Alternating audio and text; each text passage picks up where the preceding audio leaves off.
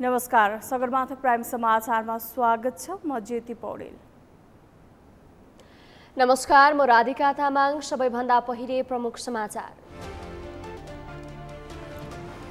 प्रमुख 3 दलका शीर्ष नेताहरूबीच संसद सञ्चालनका लागि अड्किएको विभिन्न विषयमा सहमति। विभिन्न समितिको बाँडफाँडमा पनि कुरा मिल्यो। शीर्ष दलको बैठकमा नक्कली भुटानी शरणार्थी प्रकरणमा प्रवेश पाएको एमाले नेता नेङवाङको भनाई, दोषीलाई कारबाही गर्नेमा एकमत। बालकृष्ण खाँड सहित 12 जनालाई थप 4 दिन हिरासतमा राख्न अनुमति। पूर्व सांसद आङटाबा शेर्पा र पूर्व गृहमन्त्री रामबहादुर थापाका छोरा प्रतीक विरुद्ध पक्राउ पूर्जी जारी। नक्कली शरणार्थी प्रकरण छानबिन गर्न प्रहरीलाई स्वतन्त्रतापूर्वक काम गर्ने वातावरण बनाइदिन राप्रपाको माग। अनुसन्धान प्रभावित नगर्न सचेत। र शहीद स्मारक ए डिभिजन लिगमा मनाङ मर्स्याङ्दी बराबरीमा रोकियो। अन्तिम 10 मिनट सम्हालिन नसक्दा मनाङसँग अङ्क बाँड्न बाध्य।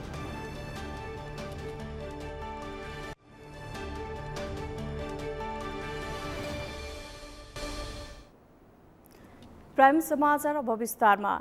प्रमुख 3 दलका शीर्ष नेताहरूबीच संसद सञ्चालनका लागि अड्किएको विभिन्न विषयमा सहमति भएको छ। संघीय संसदहरूका समिति सभापति चयन गर्ने र विचाराधीन विधेयक अगाडि बढाउने विषयमा प्रधानमन्त्री पुष्पकमल दाहाल, एमाले अध्यक्ष केपी ओली र काङ्ग्रेसका सभापति शेरबहादुर देउवाबीच सहमति जुटेको हो।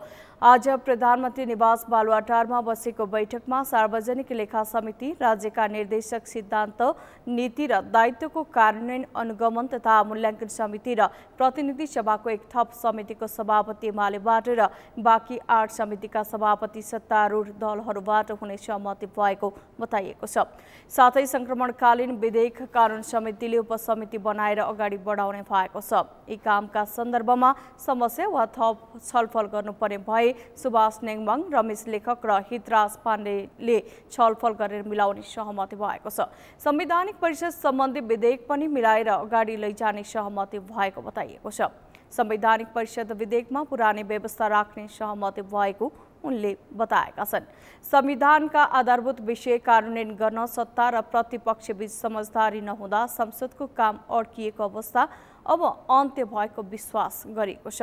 भोलिदेखि ज्येष्ठ सदस्यहरूले समितिको काम अगाडि बढाउने सहमति भएको छ।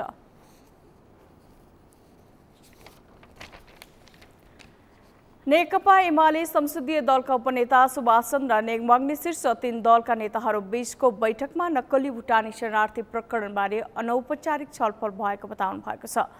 बालुवाटारमा आइतबार बिहान बसेको शीर्ष दलका नेताहरूको बैठकमा नक्कली भुटानी शरणार्थी प्रकरणले प्रवेश पाएको हो। उपनेता नेङवाङले नक्कली भुटानी शरणार्थी प्रकरणमा चलिरहेको अनुसन्धानलाई सघाउने गरी शीर्ष नेताहरू बीचमा छलफल भएको बताउनुभयो। शीर्ष नेताहरूले संविधान र कानून अनुसार काम कारबाही अघि बढाउन बैठक बसेको कुनै हस्तक्षेप नहुने बताएको जानकारी दिनुभयो। बीचको त्यो छलफल एउटा सकारात्मक निष्कर्षमा पुगेको छ र आजलाई सकारात्मक रूपमा टुङ्गिएको छ। देशका आधारभूत विषयहरूमा, पार्लियामेन्टसँग सम्बन्धित आधारभूत विषयहरू सत्ता पक्ष प्रतिपक्ष एक ठाउँमा उभिनुपर्छ र शान्ति प्रक्रियालाई एउटा निष्कर्षमा पुर्याउने लगायत संविधान निर्माणको प्रक्रिया जसलाई हामी सबै मिलेर एउटा निष्कर्षमा पुर्यायौँ।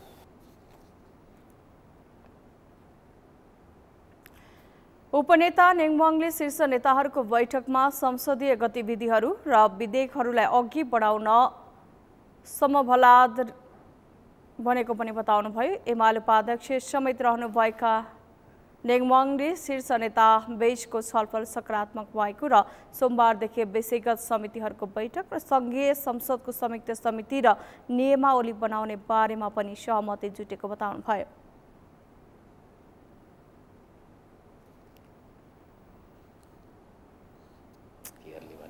तपाईले ढुक्कसँग भनिदिनु भयो भन्छ हामी 3 दलको बीचमा एउटा समझदारी छ, हामी 3 दल एउटा निष्कर्षमा छौं त्यो के हो त भन्दा यी सबै विषयहरू संविधान कानुन बमोजिम निष्कर्षमा पुग्नुपर्छ। संविधान कानुन बमोजिम निष्कर्षमा पुगोस् भन्ने हाम्रो चाहना छ।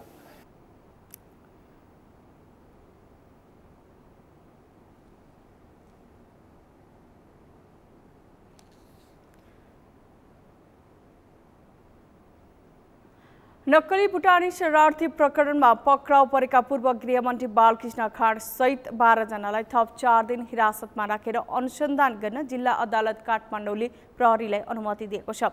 भुटानी शरणार्थी बनाएर अमेरिका लैजाने भन्दै नेपाली नागरिकबाट रकम असुलेको आरोपमा पक्राउ परेका पूर्व गृहमन्त्री खाँड सहितका 12 जना माथिको अनुसन्धान नसकिएको भन्दै जिल्ला प्रहरी परिसर काठमाडौँले थप समय हिरासतमा राख्न अनुमति मागेको थियो।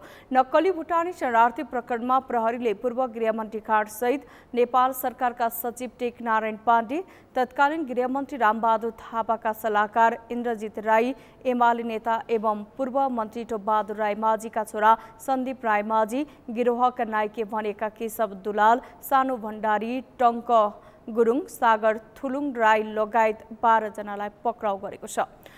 पक्राउ पूर्जी जारी भएका तत्कालीन उपप्रधानमन्त्री एवं एमाले सचिव टोपबहादुर राई माझी र इन्द्रजित राईका छोरा निरज राई फरार रहेका छन्। यस्तै आज नै नेपाली कांग्रेसका नेता एवं पूर्व सभासद आङ टावा शेर्पा र पूर्व गृहमन्त्री एवं नेकपा एमालेका उपाध्यक्ष रामबहादुर थापाका छोरा प्रतीक विरुद्ध पक्राउ पूर्जी जारी भएको छ।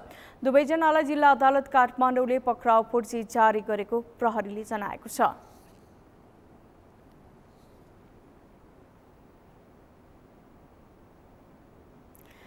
प्रधानमन्त्री पुष्पकमल दाहालले जेठ 4 गते प्रतिनिधि सभा बैठकमा प्रश्नोत्तर गर्ने तयारी गरिएको छ। आइतबार बसेको कार्यव्यवस्था परामर्श समितिको बैठकमा प्रधानमन्त्रीले प्रतिनिधि सभा बैठकमा गर्ने प्रश्नोत्तरको सम्बन्धमा छलफल भएको हो। बैठकपछि एमालेका प्रमुख सचेतक पदम गिरीले जेठ 4 गतेको बैठकमा प्रधानमन्त्री प्रश्नोत्तरमा सहभागी हुने तयारी भएको जानकारी दिनुभयो। उहाँले संसदभित्र रहेका दलहरूको शक्तिका आधारमा प्रधानमन्त्रीलाई प्रश्न सोध्ने समझदारी भएको पनि बताउनुभयो। र विषयगत समितिमा अर्को एउटा कुनै समितिको चाहिँ सभापति नेकपा एमाले लिन्छ र संयुक्त समितिमा चाहिँ एउटा समिति नेकपा एमाले त्यसको नेतृत्व गर्ने भन्ने समझदारी भएको छ। त्यही अनुसारै अगाडि बढ्छ। प्रधानमन्त्रीले चाहिँ अब हाम्रो नियमावलीमा व्यवस्था भए बमोजिम अब प्रत्येक महिनाको पहिलो हप्ता त्यसमध्ये कुनै एउटा अनुकूल दिन प्रधानमन्त्रीलाई अनुकूल हुने दिन निर्धारण गरेर त्यसमा चाहिँ प्रश्नोत्तर गर्ने भनेर हामीले त्यसलाई व्यवस्थित गरेका छौँ। त्यस सन्दर्भमा चाहिँ अहिलेसम्म टेन्टेटिभ 4 गते नै प्रधानमन्त्रीले चाहिँ प्रश्नोत्तरमा सहभागी हुने कि भन्ने मोटामोटी त्यसको वर्कआउट हुँदैछ, तयारी पनि हुँदैछ। नेपाली कांग्रेसका प्रमुख सचेतक रमेश लेखकले संसदीय समितिको बैठक सकेसम्म भोलि नै बोलाउने जोड गरिएको उल्लेख गर्नुभयो। उहाँका अनुसार संयुक्त समिति बनाउनका लागि नियमावली संशोधनका लागि आवश्यक प्रक्रिया अगाडि बढाउने कुरा भएको छ। काम कारबाहीहरूलाई राजनीति आफ्ना ठाउँमा आफ्ना छँदैछन्, तर संसदीय काम कारबाहीलाई बढीभन्दा बढी कसरी प्रभावकारी बनाएर लैजाने भनेर संसदभित्रकै विषयमा केन्द्रित भएर छलफल भएको हो र केही महत्त्वपूर्ण विषयहरूमा सहमति पनि भएको छ। जस्तो अब हामीले गएको अधिवेशनमा विषयगत समितिहरू बनायौँ, तर समितिहरूका बैठक बस्न सकेका छैनन्। अब चाँडै समितिका बैठकहरू बसाउने अहिले कार्यव्यवस्था समितिमा पनि त्यो सहमति भएको छ, निर्णय भएको छ। अब भोलि पर्सि नै सकेसम्म भोलि नै समितिका बैठकहरू प्रारम्भ गर्ने र जुन जुन समितिमा विधेयकहरू गएका छन् कमसेकम ती समितिका त बैठक बसाइहालौँ, विधेयकमाथिको छलफल सुरु गरिहालौँ र सँगसँगै समितिको नेतृत्व चयनको कुरालाई पनि अगाडि बढाउँ भन्ने कुरा भएको छ। संघीय संसद सचिवालयका प्रवक्ता एकराम गिरीले प्रतिनिधि सभा नियमावली अनुसार प्रधानमन्त्रीलाई सोध्ने प्रश्न 3 दिन अघि नै सभामुख कहाँ पुग्नुपर्ने जानकारी दिनुभयो। त्यसपछि प्रधानमन्त्रीलाई जानकारी गराइने र सदस्यहरूले प्रश्न सोध्न पाउने उहाँले स्पष्ट पार्नुभयो।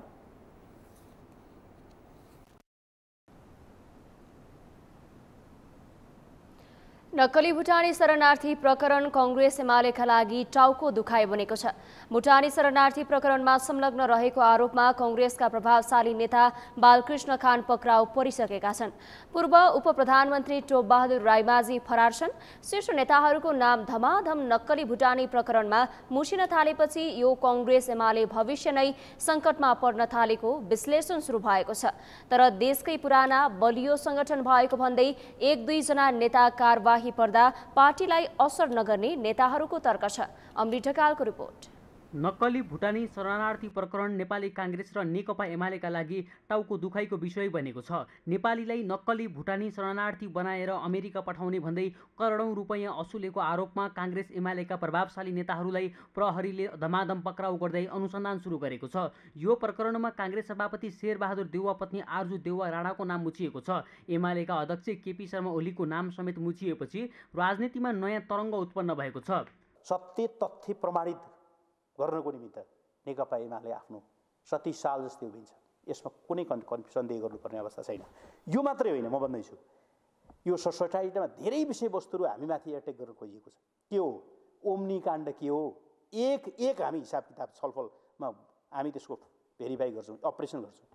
के हो 70 करोड काण्ड गोकुल बास्कोटाको, के हो गोकुल बास्कोटासँग जोडेर सधैँ 70 करोड भनिएको हुन्छ नि, के हो त्यो कुराको पर्दाफास गर्छौँ हामी।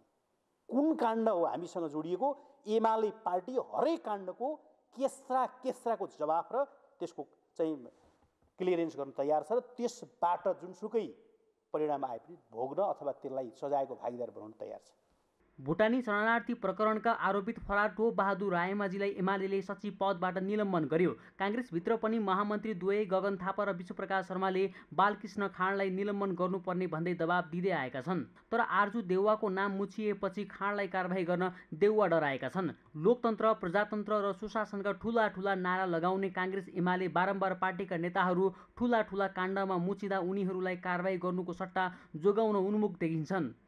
जघन्य अपराध, भ्रष्टाचार र अनियमिततामा पार्टीले नेताहरूलाई जोगाउँदै जाने हो भने उनीहरूको भविष्य समेत सङ्कटमा पर्ने विश्लेषण सुरु भएको छ। मतलब पार्टीका केही मान्छेहरू मुछिएर पार्टीलाई सङ्कट पर्ने भन्ने होइन, बरु के हुन्छ भने मुछिएका मान्छेहरूका प्रति चाहिँ पार्टीले जोगाउन खोज्यो, संरक्षण गर्न खोज्यो, ढाकछोप गर्न खोज्यो भने चाहिँ पार्टीलाई सङ्कट आउन सक्छ। त्यसैले पार्टीभित्र कोही मान्छेले गल्ती गर्छ भने त्यो पार्टीको हो भनेर जोगाइरहन आवश्यक छैन, जोगाउनु हुँदैन। खास कुरा त्यो हो। त्यसैले गलत गर्ने मान्छे जुन पार्टीमा भए पनि, जहाँ भए पनि, जसको नाता सम्बन्ध भए पनि त्यो चाहिँ निरुत्साहित हुनुपर्छ, कारबाहीमा पर्नुपर्छ, उसले दण्ड पाउनुपर्छ। त्यसैले नत्र भने त राजनीतिलाई हामीले सफा गर्न पनि सक्दैनौँ, राजनीतिमा पारदर्शिता कायम गर्न पनि सक्दैनौँ, भ्रष्टाचार अन्त्य गर्न पनि सक्दैनौँ। त्यसैले पार्टीको कोही मान्छे मुछिएला त्यसले पार्टी सकिन्छ भन्ने होइन, मुछिएको मान्छेलाई जोगाउन लाग्यो भने चाहिँ पार्टी सकिन्छ। 30 वर्षदेखि जनतालाई शोषण गर्दै आएका दलहरूको वास्तविकता बिस्तारै उदाङ्गिँदैछ। 1 वर्षभित्र भएका तीनै तहका निर्वाचन र महिना दिन अघि मात्रै भएको उपनिर्वाचनको परिणाम यसैको गतिलो उदाहरण हो। दलहरू नसच्चिए आगामी 4 वर्षपछि हुने निर्वाचनमा कांग्रेस एमालेले यो भन्दा पनि खराब परिणाम बेहोर्नुपर्ने विश्लेषण सुरु भएको छ। तर हाम्रा यी पुराना भनेका दलहरू, विशेष त कांग्रेस र कम्युनिस्टहरूमा चाहिँ कुशासन र भ्रष्टाचार देखियो, अव्यवस्थालाई प्रोत्साहित गरे, व्यथितिलाई प्रोत्साहित गरे। नेताहरूले चाहिँ अनन्त एउटै अनुहार 30 वर्ष 40 वर्षसम्म एउटै मान्छेको शासन भोग्नुपर्ने, तिनै मान्छेहरू घुमी आउने हैन, तिनै झर्का लाग्दा कुराहरू गर्ने, कहिल्यै कोहीसँग मिल्न नसक्ने हैन, अनि अहङ्कार र झुटको राजनीति मात्रै गर्ने, यस्तो खालको जुन चरित्र देखा पर्यो, यसबाट मान्छेले मुक्ति खोजेको हो। यो नेताहरूले पैसाका लागि कुन तहसम्म जान सक्छन् भन्ने नक्कली भुटानी शरणार्थी प्रकरणले पुष्टि गरेको छ। निर्वाचनले मूलधारका राजनीतिक दल सच्चिनुपर्ने स्पष्ट सङ्केत दिएको छ। तर दलहरूले जनादेशलाई व्यवस्था गर्दै सत्ता मोहबाट उम्कन सकेका छैनन्। सत्ताकै लागि मरिहत्ते गरेका परम्परावादी दलहरूले नयाँ दललाई पनि आफूहरूकै तराजुमा जोखेका छन्। 64 सालमा सबभन्दा ठुलो पार्टी थियौँ र त्यो वास्तवमा के थियो भने जनतामा एउटा क्रान्ति अथवा जनयुद्धको रापतापसँग हामी थियौँ र जनताले विकल्प खोजिरहेको थियो। पुरानो पार्टीबाट नयाँ पार्टीतिरको विकल्प खोजेको थियो। अहिले पनि जुन उपनिर्वाचनको परिणाम देखियो त्यो विकल्प खोजेको हो। तर अब उनीहरूलाई खोजेको मात्रै होइन। शनिबार भ्रष्टाचार विरुद्धको आन्दोलनमा नागरिकसँगै एकबद्धता जनाउन काठमाडौँको नक्साल पुगेका पूर्व प्रधानमन्त्री डाक्टर बाबुराम भट्टराईप्रति जनताले देखाएको असन्तुष्टि र राष्ट्रिय स्वतन्त्र पार्टीका सभापति रवि लामिछानेप्रति देखाएको विश्वासले पनि मूलधारका राजनैतिक दलहरूप्रति जनताको वितृष्णा बढ्दै गएको सङ्केत गरेको छ। सगरमाथा टेलिभिजनका लागि क्यामेरामा प्रताप लामा र गौरव खड्काका साथमा अमृत रकाल, काठमाडौँ। काठमाडौँमा शीर्ष नेताहरूसँगको भेटघाटपछि सत्ता साझेदार दल माओवादी केन्द्र र नागरिक उन्मुक्ति पार्टीसँग भागबण्डा मिलिसकेकाले सुदूरपश्चिम सरकार बिहिबारसम्म विस्तार हुने बताए पनि अझै हुन सकेको छैन। नागरिक उन्मुक्तिले प्रदेशसभा सदस्य रामेश्वर चौधरी र लक्ष्मण किशोर चौधरीलाई सरकारमा पठाउने निर्णय नै गरिसके पनि माओवादीले निर्णय गर्न बाँकी हुँदा मन्त्री परिषद विस्तारको टुङ्गो नलागेको हो। कैलालीबाट दिनेश विष्टको रिपोर्ट। एक साता अघि प्रदेशका मुख्यमन्त्री कमल बहादुर शाह लगायतका टोली संघीय राजधानी काठमाडौँ पुगेपछि यहाँ सरकार विस्तारको चर्चा चल्यो। मुख्यमन्त्री शाहसँगै काङ्ग्रेस कैलालीका प्रभावशाली नेता सुदूरपश्चिम प्रदेशका भौतिक पूर्वाधार मन्त्री प्रकाश देउवा, नेकपा माओवादी केन्द्रका सुदूरपश्चिम इन्चार्ज लगायतका नेताहरू काठमाडौँ पुगेर फर्किए पनि सरकार विस्तार हुन सकेको छैन। हस्तक्षेप चाहिँ नबनाऊ। अहिले पनि के भनेपछि संहितामा गइसकेपछि प्रदेश संरचनाहरू निर्माण भइसकेपछि केही नियम कानुनहरूका कुराहरू, अधिकारका कुराहरूका सन्दर्भमा छलफल र एउटा प्रक्रियामा अगाडि बढेकै छ। त्यसमा विलम्ब भएको छ। यो 5 वर्षभित्र त्यो टुङ्गिनु पर्थ्यो, त्यो टुङ्गिन सकेको छैन हैन। त्यसैले अब हामी के चाहन्छौँ भनेपछि प्रदेशका क्षेत्राधिकारहरू जे छन् केन्द्रले चाहिँ नै प्रदेशलाई त्यो अधिकार प्रत्यार्जन गर्नुपर्छ भन्नेमा छौँ। नेताहरूका अनुसार सत्तारूढ गठबन्धनमा आबद्ध माओवादी केन्द्र र नागरिक उन्मुक्ति पार्टीले सरकारमा पठाउने प्रदेशसभा सदस्यको नाम करिब टुङ्गो लगाएका छन्। तर मन्त्रालयको भागबण्डामा कुरा नमिलेकाले बिहिबार सरकार विस्तार गर्न नसकेको मुख्यमन्त्री निकट स्रोतले जनाएको छ। नागरिक उन्मुक्ति पार्टीको संसदीय दलको बैठकले प्रदेशसभा सदस्य रामेश्वर चौधरी र लक्ष्मण किशोर चौधरीलाई सरकारमा पठाउने निर्णय नै गरिसकेको छ। तर माओवादी केन्द्र निर्णय गर्न बाँकी छ। तपाईको विभिन्न चरणमा हामी वार्ता गर्यौं र चरणबद्ध अब हाम्रो वार्ता पनि अब लगभग टुङ्गिसक्यो र हाम्रो पार्टीले पनि अब निर्णय गरिसक्यो र कसलाई मन्त्री मण्डलमा पठाउने त्यसको पनि हाम्रो पार्टीले निर्णय गरिसकेको छ। र अब कोलुसन पार्टनर दलहरूसँग पनि हाम्रो अब सामाजिक विकास र कृषि मन्त्रालयको बारेमा पनि छलफल भइरहेछ र हामीले पहिल्यैदेखि नै हामीले सामाजिक विकास मन्त्रालय र कृषि मन्त्रालय हामीले पाउनुपर्छ भन्ने हाम्रो माग छ। त्यही अनुरूप हामीले कोलुसन पार्टनर दलहरूसँग पनि हामी कुरा राखेका छौँ र अब छिट्टै प्रदेशले पूर्णता पाउँछ। प्रधानमन्त्री दाहालले संसदीय दलका नेता खगराज भट्टलाई आलो पालोमा मुख्यमन्त्री बन्ने भन्दै अहिले सरकारमा नजान सुझाव दिएका छन्। सोही अनुसार भट्ट तत्काल सरकारमा नजाने भएका छन्। यता सत्ता गठबन्धनको नेकपा समाजवादी पार्टीले सरकार चाँडो विस्तार हुनुपर्ने माग गरेको छ। सरकार विस्तारको बारेमा हिजो र अस्ति खास गरी प्रधानमन्त्री र नेपाली काङ्ग्रेस सभापतिले हिजोसँग कुराकानी भयो। खास गरी हाम्रो कुनै सरकार विषय तपाईँलाई थाहा छ। हाम्रो आर्थिक मामिला मन्त्री हुनुहुन्छ, हामी त्यसैमा सन्तुष्ट छौँ। अरू गठबन्धन दलका नेताहरू छिटो मिलाएर प्रदेश सरकारको बजेटमा चटाहरू छ त्यो काममा छिटो लागुन् भन्ने हाम्रो अपेक्षा हो। तर मुलुकको राष्ट्रिय राजनीति तपाईँ देखिरहनु भएको छ।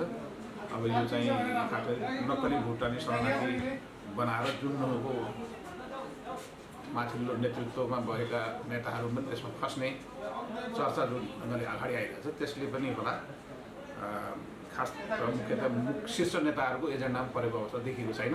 तर हामी 1-2 दिनभित्रै परिणाम निकाल्ने गरी मुभ गर्दैछौँ। 26 माघमा एमालेका राजेन्द्र रावल नेतृत्वको सरकार ढलेपछि ठूलो दलको हैसियतमा काङ्ग्रेसका शाह मुख्यमन्त्रीमा नियुक्त भएका हुन्।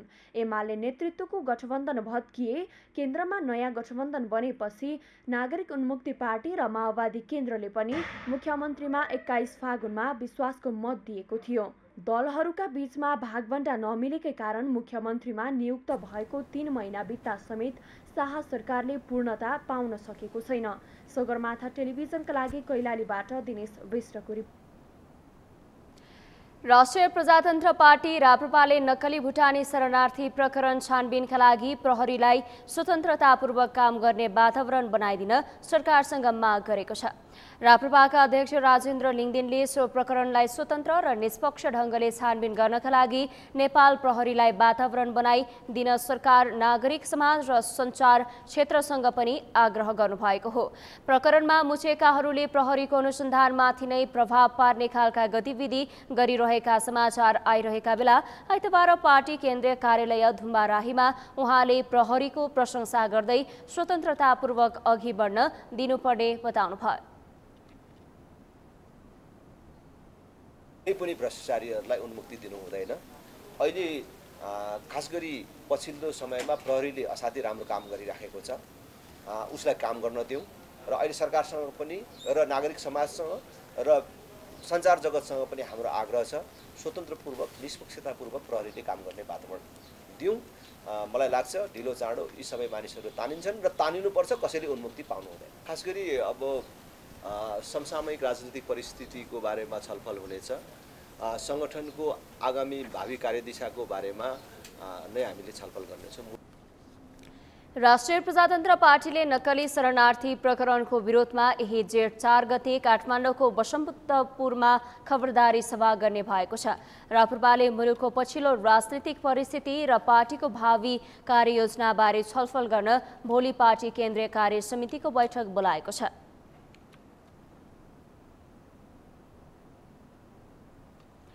सगरमाथा समाचारमा अब पालो विश्रामको। विश्रामपछि जब्दीघाट पुल समयमा नै निर्माण हुनुपर्ने माग राख्दै सांसद गौतम बसे आमरण अनसन। पुल नहुँदा 1 लाख बढी स्थानीय प्रभावित। स्वास्थ्य उपचार नपाएर मृत्युवरण गर्नुपर्ने अवस्थाको अन्त्य गर्ने स्वास्थ्य मन्त्री बस्नेतको प्रतिबद्धता। सुर्तीजन्य पदार्थको कर स्वास्थ्य क्षेत्रमा लगानी गर्ने उद्घोष। र सुनसरीमा सेवाग्राही ठग्ने लेखापढी व्यवसायी पक्राउ। पासपोर्ट बनाउन आउने सेवाग्राहीसँग 40,000 सम्म रकम असुलेको आरोप।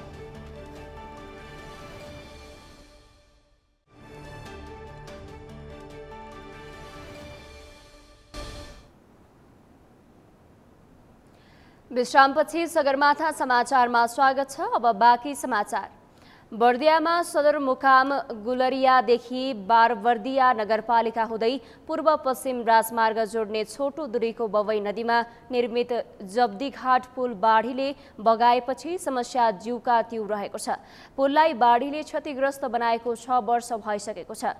पुल निर्माण गर्न सरकार उदासीन भएको भन्दै नेपाली कांग्रेसका केन्द्रीय सदस्य एवं प्रतिनिधि सभा सांसद सञ्जय कुमार गौतम 15 सूत्रीय माग राख्दै जब्दीघाट पुलमै आमरण अनसनमा बसेका छन्। बर्दियाबाट मुरली गोडियाको रिपोर्ट। नेपाली कांग्रेसका केन्द्रीय सदस्य एवं प्रतिनिधि सभा सांसद सञ्जय कुमार गौतम 15 सूत्रीय माग गर्दै जम्दीघाट पुलमै आमरण अनसनमा बसेका छन्। बवई नदीको जम्दीघाटमा नयाँ पुल निर्माण, भासिएको पुलको स्पान हटाउनु पर्ने, बवई नदी तटबन्धन र बवई सिँचाइ आयोजनामा बजेट कटौतीले चुनौती थपिएको लगायत मागसहित सांसद गौतम अनसन बसेका हुन्। सदनमा कयौं पटक जम्दीघाटको पुल निर्माणको आवाज उठाए पनि राज्यले व्यवस्था गरेकाले बाध्य भई आमरण अनसनमा बस्नु परेको उनको भनाइ छ। आफ्नै सरकार हुँदा समेत संसदमा पटक पटक उठाउँदा समेत सरकारले नसुन्दा विकल्प नपाएर जनउत्तरदायी बन्नका निम्ति बाध्य भएर यस्तो गर्नु परेको उनले बताए। म नेपाली कांग्रेसको सांसदको हैसियतले संसदमा गर्दाखेरि हाम्रो कोलिसन पार्टनर हाम्रो सरकार छ तर पनि सुन्दैन भने अरूको के कुरा गर्ने। यो परिस्थितिमा म विवश भएर जनताका बीचमा जुन जनताले यो क्षेत्रबाट 3 पल्ट संघीय सांसदको रूपमा प्रतिनिधित्व गर्ने अवसर दिए, ती जनताका बीचका समस्याहरू जनताकै बीचबाट खोज्नुपर्छ। अब सडकदेखि सदनसम्म यो विषयलाई आवाज उठाउनुपर्छ भनेर अब यो मसँग विकल्प नभएर मैले हरेक सम्भावना र विकल्पहरू खोजी गर्दाखेरि विकल्प नदेखेर मैले जनतालाई जनउत्तरदायी बन्न नसकेर मैले कति झुटो बोलौँ, कति ढाँटौँ, कति ठगौँ, कहिले हुन्छ भन्नु। म कर्मचारी त होइन, जनताको प्रतिनिधि हुँ, त निर्वाचित सांसद हुँ, यो जिल्लाको साथीहरूको गार्जियन हुँ।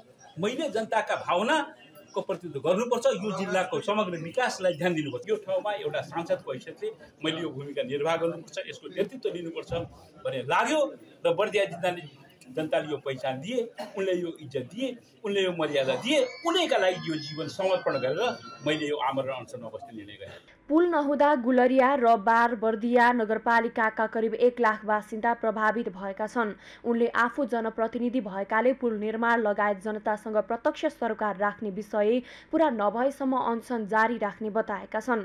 जब्देघाटको पुल बाढीले बगाएपछि स्थानीय थप मर्कामा परेसँगै राज्यको करोडौं रकम बालुवामा पानी सरह भएको छ। पुल नहुँदा स्थानीय काँधमा साइकल बोकी वारीपारी गर्ने गरेका छन्। वृद्ध-वृद्धा तथा बालबालिका एवं बिरामी परेको खण्डमा समयमै अस्पताल पुर्याउन समेत समस्या भइरहेको स्थानीयको दुखेसो छ। निर्वाचित जनप्रतिनिधि आमरण अनसन बस्नुपर्ने बाध्यात्मक अवस्थाको अन्त्य गरी सरकारले तत्काल समस्या समाधानका लागि पहल चाल्नुपर्ने स्थानीयको माग छ। माननीय मन्त्रीज्यूले पनि यहाँनिर यो आएर सांसदज्यूले पनि आएर हेरेर जानुभयो। हेरेर गइसकेपछि यसलाई चाहिँ तत्काल हामी यसलाई कार्यान्वयनको हिसाबमा अगाडि बढाउँछौँ भन्ने खालको कुराहरू गर्नुभयो। र पनि जहाँ समस्या जहाँको ती भएको अवस्थामा यसरी चाहिँ एउटा वास्तविक जनतालाई असाध्यै ठुलो एउटा पीडा र मर्का परिरहेको छ। जनता आज जसरी एउटा यो बबई नदीको एउटा 3-4 ठाउँबाट एउटा कसै साइकलहरू समातेर दौडिरहेछन्, कोही कताबाट हिँडिरहेछन्, यो खालको मर्का परेको अवस्थामा यसलाई चाहिँ एउटा सरकारले जुन गम्भीरतापूर्वक सुन्नु पर्थ्यो र यहाँको वास्तविक जनताको बारेमा चाहिँ जुन खालको एउटा बुलन्द आवाज लिएर यहाँको समस्याको समाधान गरिनु पर्थ्यो त्यो भएको छैन। त्यस कारणले अन्तिम अवस्थामा गरि नसक्ने अवस्थाहरू भएर र जोडिएर आइसकेपछि अन्तिम बाध्यात्मक परिस्थितिमा आज हाम्रो माननीय सांसद श्री सञ्जय कुमार गौतमजी जसले अनसन बसिरहनु भएको छ, यस कुरालाई राज्यले असाध्यै छिटोभन्दा छिटो सुनेर यसलाई चाहिँ हाम्रो समस्याको समाधान गर्नुपर्छ। 2074 साल साउन अन्तिम साता आएको बाढीले पुल भासिएको थियो। पप्पू कन्स्ट्रक्सनले निर्माण गरेको उक्त पुल 2079 साल असोज 20 गते आएको बाढीले बगाएको थियो। पुल बगाएपछि पूर्व पश्चिम राजमार्ग जोड्ने गुलरिया रम्मापुर सडक खण्डमा सवारी साधन आउजाउ बन्द भएको छ। सांसददेखि मन्त्रीहरू भासिएको पुल निरीक्षणका लागि कयौं पटक पुगी पुल निर्माणका लागि प्रतिबद्धता जनाएको भए पनि पुल निर्माणमा सरकारले ढिलासुस्ती गरेको पाइन्छ। आमरण अनसन बस्ने पर्ने अवस्थाको सिर्जना हुनु सरकारका लागि लज्जास्पद विषय भएको स्थानीयको भनाइ छ। यो बाढीले गर्दा बत्रो पुल भत्काएको कारणले गर्दाखेरि हामीलाई बाह्रबर्दियादेखि गुलरिया जानलाई हामीलाई धेरै अप्ठ्यारो पर्यो। पटक पटक हाम्रो सांसद माननीय सञ्जय कुमार गौतमले बोल्दाखेरि पनि सुनवाई संसद भवनमा कुनै पनि सुनवाई नभएको सरकारले आज सरकारले के हेरिरहेछ भन्ने कुरा लाजपत देखिरहेछ। हामीले यो आजको यो कार्यक्रममा माननीय सञ्जय कुमार गौतम अनसन बस्ने तयारीमा हुनुहुन्छ। पछिल्लो समय उक्त पुल निर्माण गर्ने कम्पनीसँग क्षतिपूर्ति असुल गरी जम्देघाटमा नयाँ पुल निर्माणका लागि गएको मङ्सिर महिनाभित्रमै टेन्डर खोलिने सांसद गौतमले बताएका थिए। तर पटक पटक संसदमा पनि आवाज उठाउँदा समेत सुनवाई नभएपछि उनी अनसन बसेका हुन्। सगरमाथा टेलिभिजनका लागि बर्दियाबाट मुरली गोडियाको रिपोर्ट। स्वास्थ्य तथा जनसङ्ख्या मन्त्री मोहन बहादुर बस्नेतले स्वास्थ्य उपचार नपाएर मृत्युवरण गर्नुपर्ने अवस्थाको अन्त्य गर्ने प्रतिबद्धता जनाउनु भएको छ। हेलम्बु 3 स्थित पाल्चोक खानेपानी आयोजनाको उद्घाटन गर्दै मन्त्री बस्नेतले गरिबले अस्पतालमा गएर उपचार गर्न सक्ने अवस्था नभएको भन्दै यो अवस्थाको अन्त्य गर्ने प्रतिबद्धता जनाउनु भएको हो। उहाँले अहिलेको समयमा पनि थुन्से र डोकोमा हालेर अस्पतालमा लैजान बाध्य भएको भन्दै सुर्तीजन्य पदार्थमा कर बढाई सो करबाट गरिबलाई निशुल्क उपचार गर्ने व्यवस्था ल्याउन लागि बताउनुभयो। उहाँले आर्थिक अवस्था कमजोर भएका परिवारका सदस्यहरूले निशुल्क पढ्न पाउनुपर्छ भनेर अभियान चलाइने र अभियान सिन्धुपाल्चोक जिल्लाको 12 विषय नगरपालिकाबाट सुरु भइसकेको पनि बताउनुभयो। एउटा ठुलो छुट्टै यो पैसाको व्यवस्था गर्नुपर्छ भन्ने हिसाबले मैले क्याबिनेटमा नै कुरा राखेको छु। मैले यसको लागि प्रस्ताव पनि तयार गर्नु पर्यो भनेर मन्त्रालय भनेको छु। सुर्तीजन्य पदार्थमा संसारमा सबैभन्दा कम ट्याक्स कर लिने नेपालमा हो। ट्याक्स बढी लगाएपछि खाइदिएनन् भने पनि स्वास्थ्यलाई लाभ, बढी खायो भने पनि ट्याक्स तिर्छन् बिरामीलाई लाभ। त्यसकारणले यो सुर्तीजन्य पदार्थमा चाहिँ ट्याक्स धेरै लिनुपर्छ वा कर धेरै लिनुपर्छ। त्यसबाट उठेको अरबौं अरब रुपियाँ चाहिँ गरिबहरूको उपचारको लागि लगानी गर्नुपर्छ भन्ने नीति लिएर आउन लागेका छौँ। मन्त्री बस्नेतले पाल्चोक मन्दिरलाई व्यवस्थित र आकर्षित बनाउने तथा पाल्चोकलाई पर्यटकीय गन्तव्य बनाउने प्रतिबद्धता जनाउनुभयो।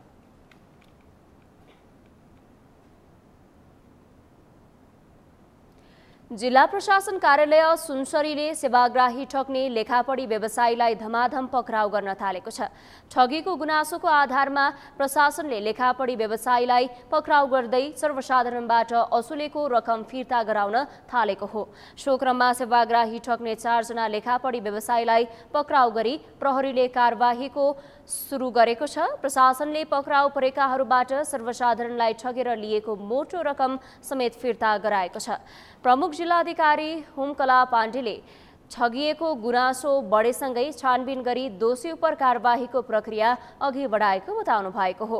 उहाँले पासपोर्ट बनाउन आउने सेवाग्राहीलाई लेखापढीको काम गर्नेले 11 देखि 40 हजारसम्म रकम लिएको पाइएको बताउनु भयो। सो रकम समेत सम्बन्धित व्यक्तिलाई फिर्ता गराइएको बताउनु भयो। नियन्त्रणमा लिएका छौँ। ठगी गरेको चाहिँ 11,000 देखि 30,000 40,000सम्म ठगिएको केसहरू आइरहेका छन्। अहिलेसम्म चाहिँ एकजनालाई मुद्दै दायर गरेर अहिले धरोटीमा छुटिरहेको अवस्था छ। 3 जना तारिखमा अहिले बसिराख्नु भएको छ, मुद्दा चलाउने क्रममा छ र अर्को एकजनालाई चाहिँ हामीले नियन्त्रणमा लिएर आज जिल्ला प्रहरी कार्यालयमा पठाइसकेका छौँ र यसभन्दा अगाडि पनि धेरै व्यक्तिलाई चाहिँ नियन्त्रणमा लिएर मुद्दा चलाएर तारिखमा छोडेको पनि छ। यसैबीच सुनसरी प्रशासनले लेखापढी व्यवसायको आचरण र व्यवहारको आधारमा निगरानी बढाइएको समेत जनाएको छ। उसले दर्ता बेगर सञ्चालनमा रहेका पसल तथा फर्म बन्द गरिएको बताएको छ।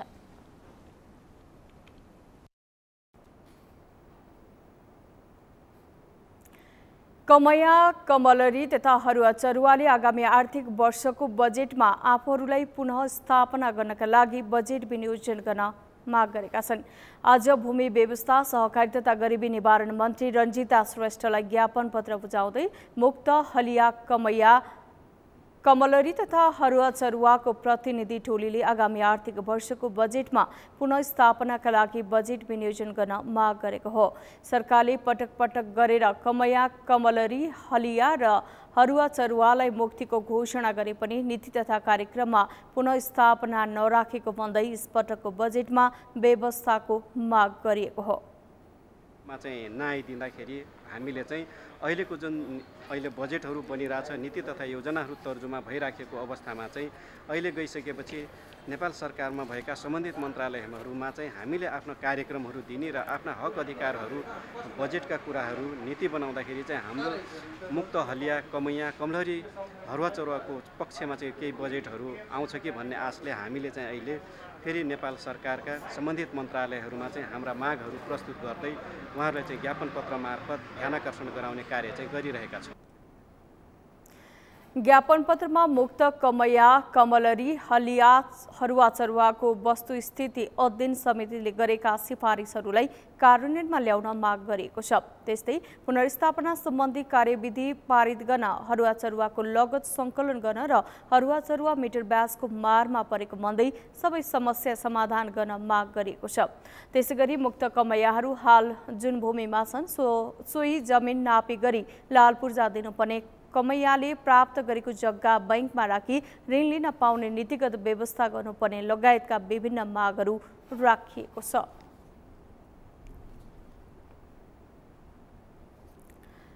सोमबारबाट मेलम्ची खानेपानी वितरण बन्द हुने भएको छ। आयोजनाको मुहानमा केही उपकरण जडान तथा मर्मत गर्नुपर्ने भएकाले खानेपानी वितरण बन्द हुने भएको हो। मर्मत गर्न 8 देखि 15 दिन लाग्ने मेलम्ची खानेपानी विकास समितिले जनाएको छ। यमुना सापकोटाको रिपोर्ट। मेलम्ची खानेपानी आयोजनाको मुहानमा केही उपकरण जडान तथा मर्मत गर्नुपर्ने भएकाले सोमबारबाट खानेपानी वितरण बन्द हुने भएको छ। वर्षायाम सुरु भएसँगै सामान्य बाढीमा पनि पानी पथान्तरणमा हुन सक्ने समस्यालाई न्यूनीकरण गर्नका लागि मर्मत गर्नुपर्ने भएको हो। मर्मतका लागि 8 देखि 15 दिन लाग्ने मेलम्ची खानेपानी विकास समितिले जनाएको छ, जसकारण 8 देखि 15 दिनका लागि मेलम्ची खानेपानी वितरण बन्द हुने भएको हो। अस्थायी वैकल्पिक प्रणालीको गेट नम्बर 1 र 9 मा केही संरचनाहरू थपिने भएको छ। गेट नम्बर 1 मा पानी छान्ने र ठुला ठुला ढुङ्गा जान नदिने संरचना निर्माण हुन्छ भने गेट नम्बर 9 मा पानी सफा गर्ने होम पाइप जडान हुने मेलम्ची खानेपानी विकास समितिले जनाएको छ। यो वर्ष चाहिँ अब नर्मल किसिमको बाढीमा पनि हैन सुरुङ सञ्चालन गर्न सकिन्छ कि भनेर हामीले केही संरचनाहरू थप्न लागिरहेका छौँ। त्यसका लागि चाहिँ पानी बन्द गरिरहेको अवस्था हो। खानेपानी मन्त्रालयमा सबै पक्ष बसेर छलफल गरेर उपत्यकाको खानेपानी वितरण तालिका सार्वजनिक गर्ने काठमाडौँ उपत्यका खानेपानी लिमिटेडले जनाएको छ। मेलम्ची खानेपानी नहुँदा पनि काठमाडौँ उपत्यका खानेपानी लिमिटेडले दैनिक 11 देखि 12 करोड पानी उत्पादन गर्छ, जसमा मेलम्ची खानेपानी आउँदा दैनिक 17 करोड थपिने गरेको छ। मेलम्ची खानेपानी वितरण बन्द भए पनि दैनिक 11 देखि 12 करोड पानीलाई नै व्यवस्थापन गर्ने र नयाँ तालिका अनुसार वितरण गर्ने काठमाडौँ उपत्यका खानेपानी लिमिटेडले जनाएको छ। अब नहुँदाखेरि 11 देखि 12 करोड लिटर उत्पादन गर्छौँ र त्यही 11-12 करोड लिटर पानीलाई चाहिँ हामीले अब नयाँ सेड्युल बनाएर चाहिँ नयाँ तालिकाबाट वितरण गर्छौँ। मेलम्ची खानेपानी वितरण हुँदा 1-2 दिनको फरकमा खानेपानी वितरण हुन्छ भने अब पानीको मात्रा र समयमा पनि फरक पर्न जान्छ। वर्षायाममा मेलम्ची खानेपानी बन्द भए तापनि सुन्दरजल खोलामा पानीको मात्रा बढी हुन्छ, जसलाई ड्याममा सङ्कलन गरी उत्पादन वृद्धि गर्नतिर सम्बन्धित निकायको ध्यान जाओस्। सगरमाथा टेलिभिजनका लागि क्यामेरामा लिमबहादुर खत्रीका साथमा यमुना सापकोटा, काठमाडौँ। काठमाडौँ उपत्यकाको प्रमुख समस्या मध्येको खानेपानी समस्या समाधान गर्ने भनिएको मेलम्ची पनि नियमित हुन नसक्दा उपत्यकावासीको समस्या जिउका त्यो छ। पानीको समस्याको दीर्घकालीन समाधान गर्न मेलम्ची खानेपानी आयोजना ल्याइयो र 2079 मङ्सिर 29बाट पानी वितरण पनि सुरु भयो। यसबाट केही राहत भए पनि बेला बेलाको अवरोधले उपत्यकावासी खानेपानीको दीर्घकालीन समाधानमा विश्वस्त हुनै छाडेका छन्। यसै सन्दर्भमा आजको सगरमाथा जनबोलीमा हामीले सर्वसाधारणलाई सोधेका थियौं, मेलम्चीको पानी वितरणमा पटक पटक देखिएको समस्यालाई के भन्नुहुन्छ। हेरौं उनीहरूको भनाई उनीहरूकै शैलीमा।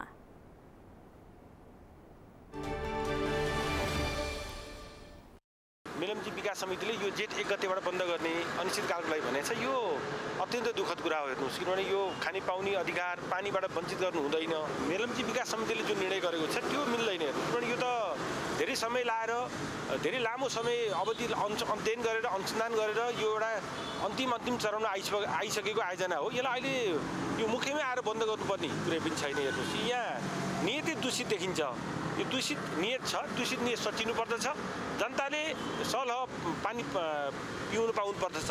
यसलाई तत्काल यसलाई सच्याइनु पर्दछ। यो आयोजनालाई तुरुन्त सुचारू गर्नुपर्छ भन्ने नै आजको माग हो। जुन ढङ्गले चाहिँ यहाँका चाहिँ उपभोक्ताहरूलाई खानेपानी सही ढङ्गले समाधान गर्नुपर्ने हो त्यो छैन र कहिलेकाहीँ अब त्यसबाट बन्ने पोलिसीले पनि जनताहरू सेवाग्राहीहरूलाई चाहिँ प्रत्यक्ष असर परिरहेको छ। यो प्रक्रियाले हुँदैन। यसलाई चाहिँ निरन्तरता चाहिँ दैनिक चाहिँ अब खानेपानी जस्तो महत्त्वपूर्ण चिज हो कि पानी नभइकन बाँच्न सकिँदैन। यसलाई चाहिँ सम्बन्धित पक्षहरूले चाहिँ सक्रियतापूर्वक चाहिँ दैनिक रूपमा चाहिँ दिनुपर्छ भन्ने हाम्रो बुझाइ हो। राम्रोसँग खानेपानी सुविधा पाउन सकेको छैन। राज्यले खानेपानी जस्तो महत्त्वपूर्ण र सम्बन्धित कुराहरूमा हेलचाक्री गरेर हुँदैन। टाइममै यहाँ स्थानीय उद्योगलाई खानेपानी वितरण गर्नुपर्छ। योजना चाहिँ बन्छ, कार्यान्वयन हुँदैन। अब यो लामो समयदेखि खानेपानीको समस्या काठमाडौँवासीले भोग्दै आएको पीडा हो। यो चाहिँ तपाईँको अनिवार्य राज्यले यसको व्यवस्थापन मिलाउनु पर्ने हो। राज्यले चाहिँ यसमा ध्यान दिनुपर्छ।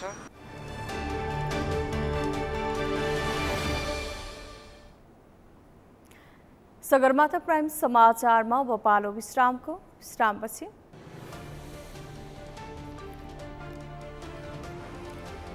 केन्याको साकाहोला जंगलमा भोकमरीका कारण मृत्यु हुनेको संख्या 201 पुग्यो। चियान खन्ने र बाँचेकाको खोजी जारी। र शहीद स्मारक ए डिभिजन लिगमा मनाङ मर्स्याङदी बराबरीमा रोकियो। अन्तिम 10 मिनट सम्हालिन नसक्दा मनाङसँग अङ्क बाँड्न बाध्य।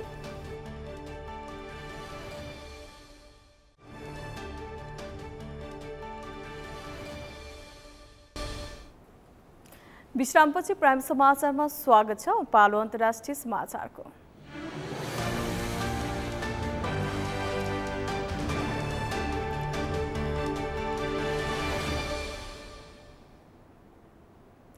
केन्याको साकाहोला जंगलमा भोकमरीका कारण मृत्यु हुनेको संख्या 201 पुगेको छ। थप 22 जनाको शव फेला परेपछि केन्याको साकाहोला जंगलमा भोकमरीका कारण मृत्यु हुनेको संख्या 201 पुगेको अन्तर्राष्ट्रिय सञ्चार माध्यमहरूले जनाएका छन्। क्षेत्रीय आयुक्त रोडाहा ओन्यान्चाले फोरेन्सिक टोलीले थप 22 वटा शव फेला पारेपछि अहिलेसम्म भोकमरीका कारण मृत्यु हुनेको संख्या 201 पुगेको जानकारी दिएका छन्। यस हप्ताभर अधिकारीहरूले अवशेषहरूको खोजीमा जंगलमा छरिएका च्यानहरू खन्ने र बाँचेकाहरूको खोजी गरिरहेका छन्। यसअघि एउटै च्यानमा 12 बालबालिका सहित 29 जनाको शव फेला परेको थियो। एउटा चर्चका नेता पाउल मैकेन्जीले संसारको अन्त्य हुनुअघि स्वर्गमा जानुपर्ने भन्दै अनुयायीहरूलाई आफ्ना छोराछोरी सहित भोकै मर्न आदेश दिएपछि यो घटना भएको हो। उनी अहिले प्रहरी हिरासतमा छन्। केन्याको राष्ट्रपति विलियम रुटोले यो घटनाको छानबिन आयोग नियुक्त गरेका छन्।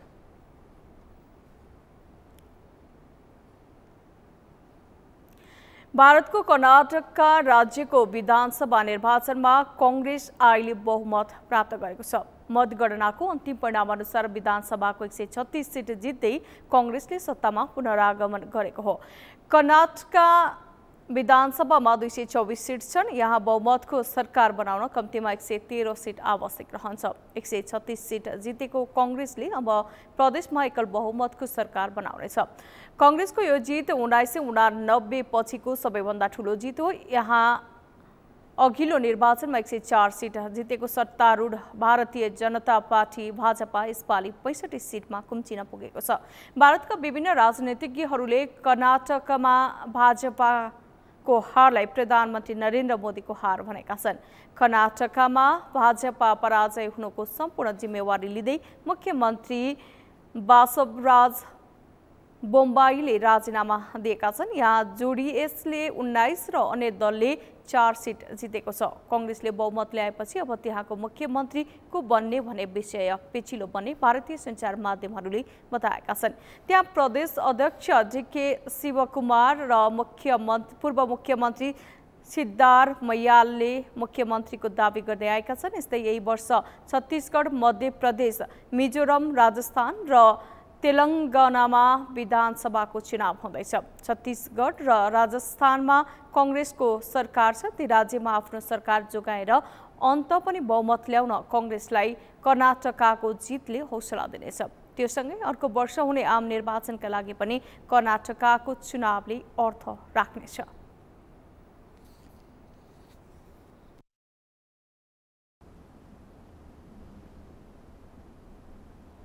सगरमाथा समाचारमा पालो अर्थ समाचारको।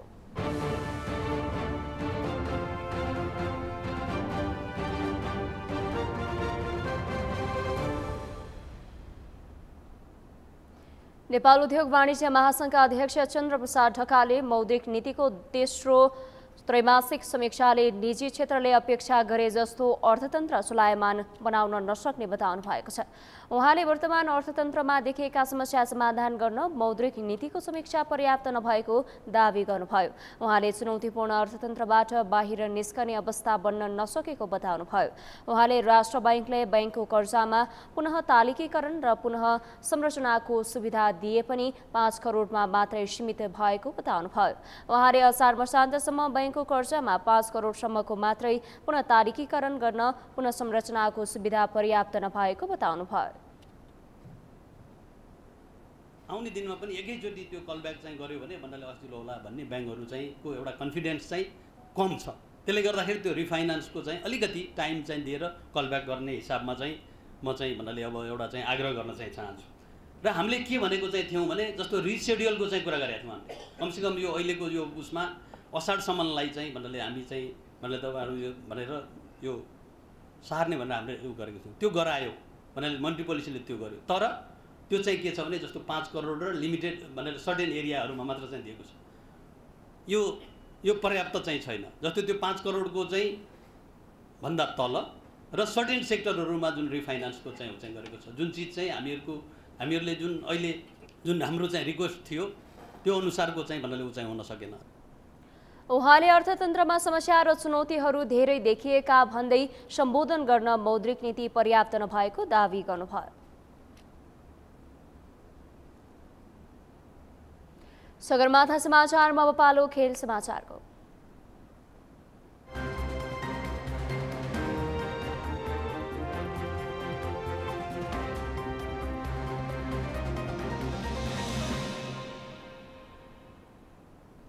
शहीद स्मारक ए डिभिजन लिगमा मनाङ मर्स्याङदी फुटबल क्लबसँग बराबरीमा रोकिएको छ।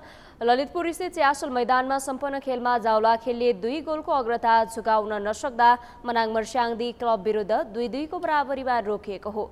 निकै रोमाञ्चक बनेको खेलमा जाउला खेलका लागि एन्कोटो मासोबी र हिसुब थपलियाले सुरुवाती अग्रता दिलाए पनि मनाङका लागि विनोस गुरुङ र सुमित श्रेष्ठले अन्तिम 10 मिनेटभित्र 2 गोल गरेपछि मनाङले अङ्क खोज्न सफल भएको हो। बराबरीपछि शीर्ष स्थानमा रहेको जाउला खेलले दोस्रो स्थानमा रहेको चर्च बॉयसँग 3 अङ्कको अग्रता बनाउने अवसर गुमाएको छ। खेलको 34औं मिनेटमा मासोबीले गोल गर्दै टोलीलाई अग्रता दिलाएका थिए। 75 मिनेटमा हिसुबीले जाउलाखेलको अग्रता दोब्बर बनाएका हुन्। हिसुबीले फोडे फुफानाको पासलाई सदुपयोग टोलीलाई अगाडि बढाउँदा 81औं मिनेटमा बिशोनले गोल गर्दै खेललाई 2-1 स्थितिमा ल्याएका हुन्। त्यसपछि तालमेलको अभावको फाइदा उठाउँदा मनाङले अन्तिम मिनेटमा गोल थप्दै खेल 2-2 को बराबरीमा ल्याएको हो र दुवै टोलीबाट थप गोल हुन सकेन। लिग अन्तर्गत आइतबार एन्फा मुख्यालयको मैदानमा सम्पन्न खेलमा पनि न्युरो टिम एनआरटी र फ्रेन्ड्स क्लबले पनि समान 2-2 गोलको बराबरी खेल्दै अङ्क बाँडेका छन्।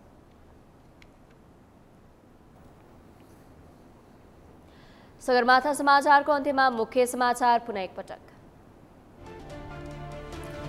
प्रमुख 3 दलका शीर्ष नेताहरूबीच संसद सञ्चालनका लागि अड्किएको विभिन्न विषयमा सहमति, विभिन्न समितिको बाँडफाँडमा पनि कुरा मिल्यो।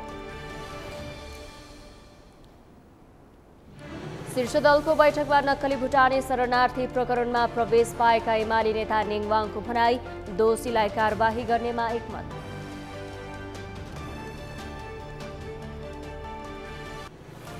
बालकृष्ण खाँड सहित 12 जनालाई थप 4 दिन हिरासतमा राख्न अनुमति। पूर्व सभासद आङ टावा शेर्पा र पूर्व गृहमन्त्री रामबहादुर थापाका छोरा प्रतीक विरुद्ध पक्राउ पुर्जी जारी। नक्कली शरणार्थी प्रकरण छानबिन गर्न प्रहरीलाई स्वतन्त्रतापूर्वक काम गर्ने वातावरण बनाइदिन राप्रपाको माग, अनुसन्धान प्रभावित नगर्न सचेत। र शहीद स्मारक ए डिभिजन लिगमा मनाङ मर्स्याङदी बराबरीमा रोकियो। अन्तिम 10 मिनेट सम्हालिन नसक्दा मनाङसँग अङ्क बाँड्न बाध्य।